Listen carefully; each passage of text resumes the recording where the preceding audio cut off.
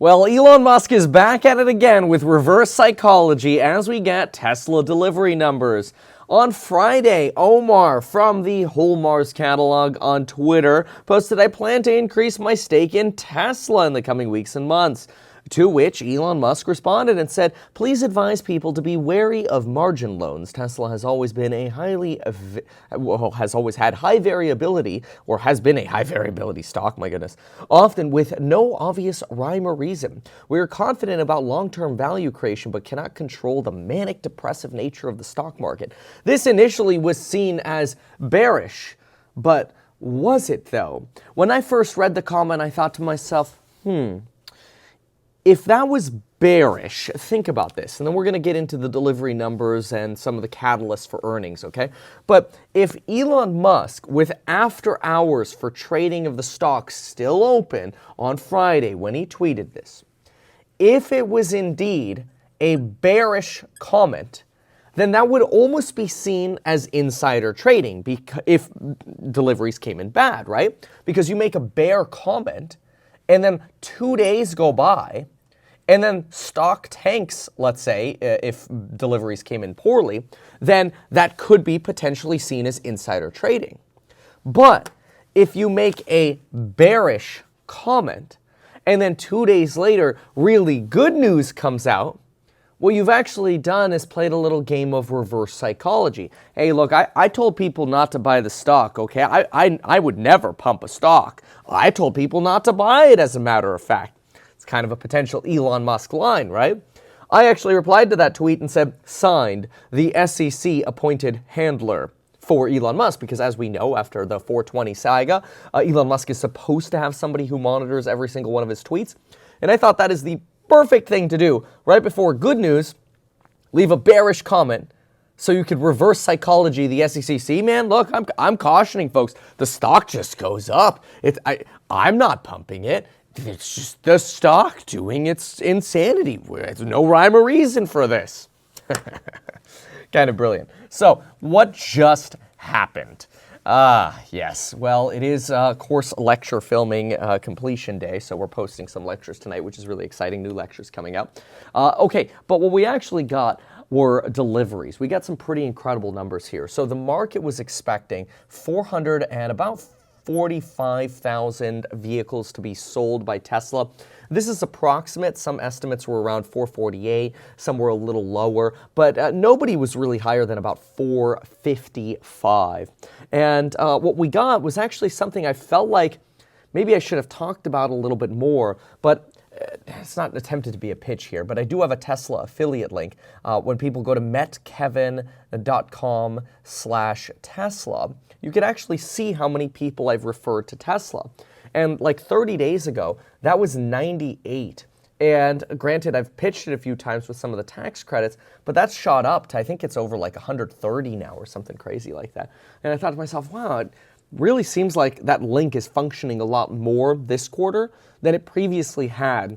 And for me, that was a little bit of a leading indicator, like, all right, whatever the drama is, I'm just going to hodl through these delivery numbers because really I'm in this one for the long term anyway. But personally, I'm like, do I really want to trim before delivery numbers as they secure the $7,500 tax credit on the Model 3 and the potential another $7,500 you can get in California, which is like 15 grand in tax credits? It's insane. Yes, it's income restricted, but still, like, if you were a sole proprietor, let's say, an entrepreneur, and you had a money-losing year because you got a startup or whatever, you get 15 grand off a Tesla Model 3. How nuts is that? Anyway, it's crazy. So what do you got over here? Well, what we actually got were deliveries that were quite remarkable. We got deliveries that came in at 466, 140.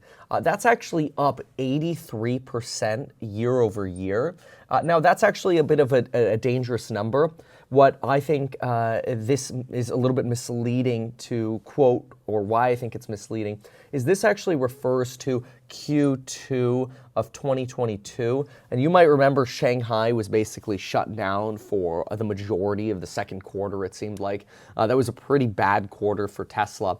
And comparing to that is like comparing to a hole, right? I mean, when you have a chart that goes up, and then you have a chart that goes down, and you have a chart that goes up again, when you're here and you're comparing to the hole, obviously that distance that we just drew right here, that X value, is going to be greater than if you compared to, let's say, just before the hole, which we'll call the Y. Well, the Y in this case would be Q1 2022. So what I did is I compared to Q1 just to understand this, the magnitude of this growth.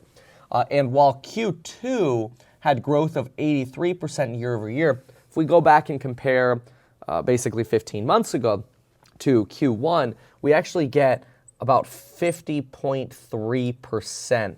That's because they had about 310,000 deliveries.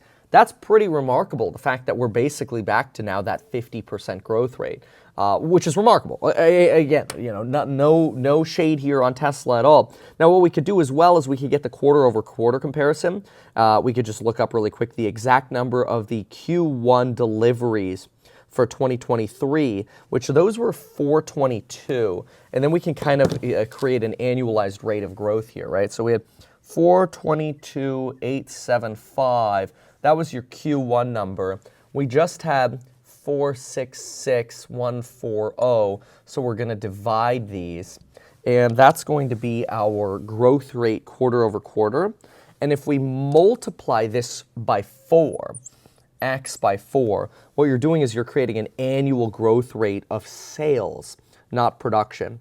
But if I divide these, 422,875, I get 10.23% times 4. I'm at about a growth rate of 40.92%, much better than what Wall Street is currently estimating of really 25 to 30%. So this right here, that spread, is actually really good for the stock if they can hold it up, right? Because if that's Wall Street's expectation, and that's what we're actually growing at, well, then that means you have some alpha there, right? This is return above market expectations, which would be your alpha. Okay, great. That's why we want to seek alpha, right? Hence the website. Okay, so that's phenomenal.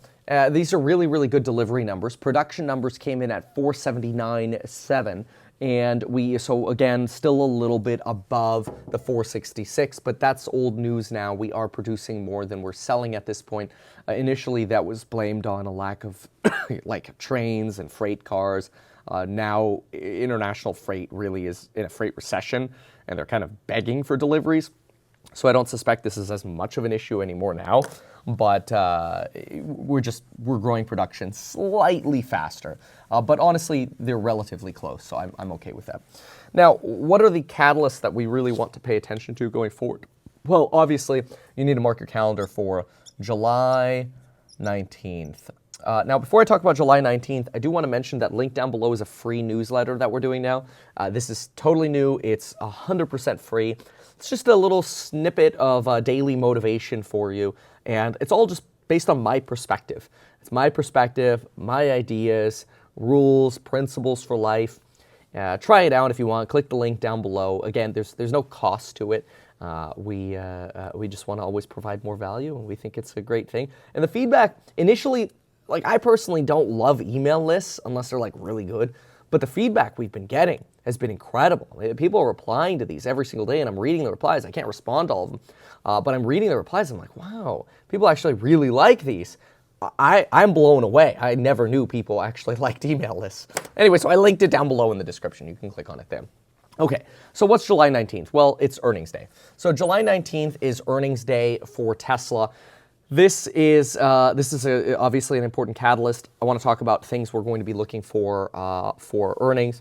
I did have a question that came up though. Hey, a lot of people complaining about Twitter with the rate limiting for messaging. Is that going to affect Tesla stock? In short, no. Quite frankly, most practical users do not get rate limited. This is only, trending because there's maybe 0.5% of users who abuse the system and basically run AI to scrape data from Twitter. And that's not what it's designed for. You're supposed to pay for that, and hence they have rate limiting. Do I actually think that is going to affect the revenues at Twitter? No. Do I think that bad revenues at Twitter could affect Tesla stock and again in the future if Elon has to sell? Absolutely. Do I think rate limiting has an impact on that? No.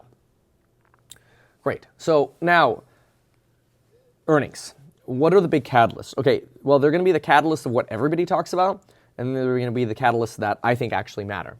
So everyone and their mom is going to talk about margin, and let's just put it this way. Anything under 19% is bad. If, like, their estimates going as low as 16%.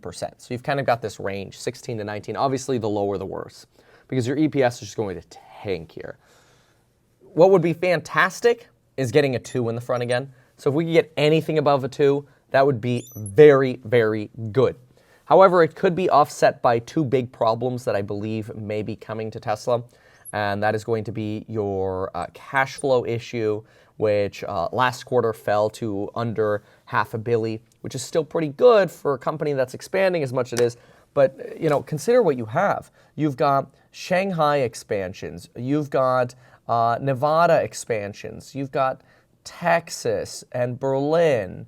You've got Northeast Mexico, and then potentially future announcements here of other gigafactories. This is insane.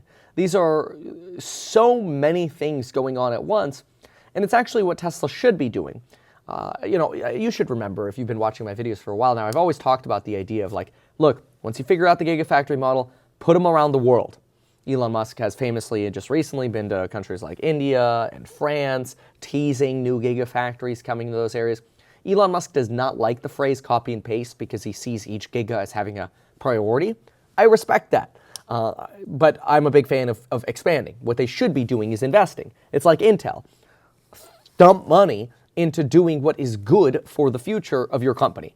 You want to see investment, unless it's investment like what, and I know I piss people off when I say it, but I just want to be transparent. Okay, well, look, we can still have coffee together, we can still have a beer together maybe. I don't like Meta, I don't like Facebook, because I think they're throwing money down the drain of this virtual reality stuff. I think that's 10 years down the road. Quite frankly, I think Apple is already 5 years ahead of Meta in terms of technology. And I think the money they throw into Reality Labs is a waste of money. And so, in my opinion, I don't like investing in companies that are throwing research and development and fixed investments into things I don't believe in. Whereas with Tesla, I'm like, of course I believe in the Cybertruck and the solar energy division. Energy, by the way, solar. Like, if you're looking for a weak part of the market right now, solar. Enphase, you know, these kind of companies. Anyway. Those will rebound, and people are going to be like, man, I wish somebody told me to bang the dip on solar. Hashtag not personalized financial advice. Obviously, I don't know your situation, even though I am a licensed financial advisor, and run an actively managed ETF, and have courses on building your wealth linked down below. Anyway, all that said, I believe in what Tesla's throwing money at. The problem is you could end up going flat or negative here in terms of cash flow. Any negative here will be driven by a margin miss. So if you get like a 16% margin, you're going to be negative free cash flow. And they don't actually have as much cash as people say. People are like, they have $20 billion on the balance sheet. Are you literally just reading one line of the balance sheet then? Because if you look at the bills they have, they've got like $23 billion in bills. It's kind of like if you had a desk, and it's like, look, I got $20 billion. I'm rich. Dude, you have $23 billion of bills. You're upside down, bro. Oh, well, at least we're making money. Well, I don't know. Are you? Right? That's the point. So we're going to be looking at the cash flow number, specifically the free cash flow number. I've been referring to the free cash flow number here, going from to under $500 million and then potentially negative. Free cash flow just takes out the capital goods investments. It's just, you have to subtract that from the next line of the cash flow statement. We do that kind of stuff, by the way, every day in the course member live streams, where we're analyzing in detail various different companies, whether it's companies that just reported on earnings or otherwise. It's really good, and you get an archive of fundamental analysis that I think is super high quality and has been a very good leading indicator for a lot of stock movements lately, and which we've been very excited by. So anyway, what is the next catalyst? Well, obviously, margin, free cash flow. I would say this is probably priority number one. This, however, is probably number one shocker. And then I like followed by a close second shocker would be a raise. I really think this is likely. And who knows, maybe what we talked about earlier with Elon is exactly what Elon's teasing here. But if they do a money raise, I think people initially are just going to lose their mind. But it wouldn't be it wouldn't be surprising for Tesla to raise $5 to $10 billion with the stock where it is. because, it's at a much nicer level than where it has been much of the last year. And, if you consider the market cap of Tesla, right now it's at $820 billion. Even if they raised $10 billion, you shouldn't be too nervous about it. Like, is it really a reason to dump the stock because you're worried they're going to do a raise? That would represent 1.2% of the market cap. The stock tends to move down more than that, so you could see a 5% downward movement. But with these delivery numbers, honestly, you'll probably be up more than what you would be down following a raise. Tesla might actually be smart to announce the raise before earnings. Because think about it. Usually what happens is you get the delivery numbers. So it's good news for the stock. Stock goes up.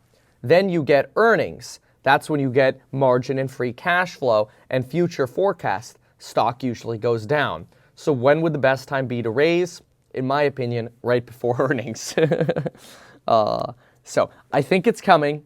I think it's coming within the next year, almost certainly. But I'm okay. I'm prepared for that. And I'm not afraid of that. I'm willing to hodl the stock through that. Again, I think it'll be relatively nominal compared to the market cap of the company. And again, the reason I say this is just so when it happens, you're not like, oh my God, they're dumping on retail. What is this? No, this is totally normal. And you as an investor providing that liquidity for Tesla to do that is enabling Tesla to build more factories. It's the whole point. It's the whole point of the stock market. I really think people forget what the point of the stock market is. People think the point of the stock market is for you to make money. That can happen. If you play it correctly, that can happen. But the point of the stock market is actually to provide liquidity for a company. It creates a marketplace for small slivers of ownership stake in their company, which can generate money for them. And it also helps them compensate their employees, and their employees feel good when the stock goes up and blah, blah, blah, blah, blah. So check out the newsletter in the description, link down below. Thank you very much for watching, and see you in the next one. Good luck and